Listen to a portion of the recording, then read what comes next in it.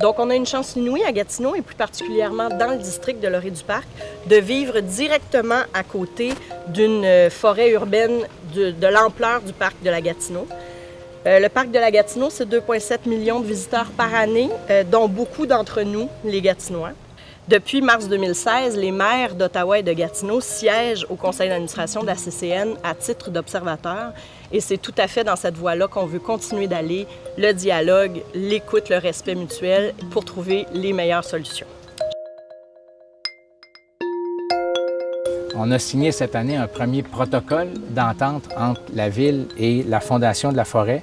C'était un premier pas, mais un des engagements qu'on prend aujourd'hui, c'est de céder la gestion de la forêt bouchée à la Fondation de la forêt bouchée pour que ce soit la communauté qui le prenne en main.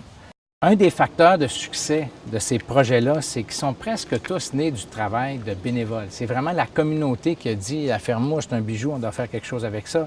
Le lac Beauchamp, la même chose, le centre nautique de la Lièvre. » Et ce qu'on veut faire pour que la communauté ait des ressources, on annonce aussi aujourd'hui la création d'un fonds de 1 million pour mettre en valeur nos forêts urbaines.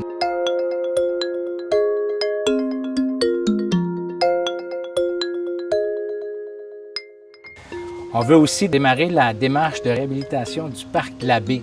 Ça, c'est le parc qui est à côté de la rue Jacques-Cartier où on a le Festival des Montgolfières. C'est un parc qui est immense, mais on a énormément d'investissements à faire dans le temps pour le réhabiliter, pour pouvoir l'utiliser à l'année, parce qu'on sait que c'est un ancien dépotoir. Donc, on veut commencer ce processus-là. Ce n'est pas simplement qu'une cure de rajeunissement de 5 millions supplémentaires que l'on propose de faire, mais bien une valorisation de cet immense espace vert au potentiel incroyable. On doit investir dans ce parc pour en faire un endroit multigénérationnel utilitaire, sécuritaire et accessible à l'année.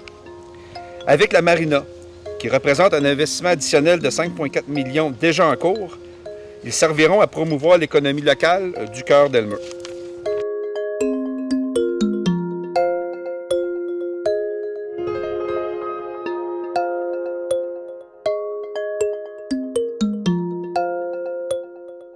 Un élément majeur pour ce parc est de le désenclaver du côté nord. L'avenue du Rapibus entre le boulevard Lorrain et la Brosse est une bonne nouvelle, avec un arrêt dans le parc.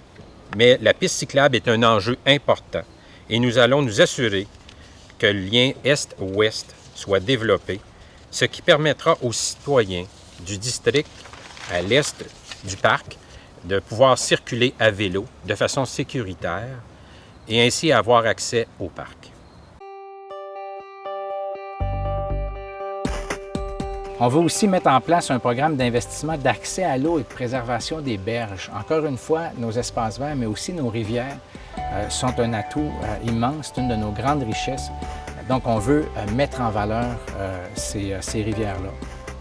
C'est, selon nous, miser sur une de nos plus grandes forces, vraiment, là, nos espaces verts et nos cours d'eau.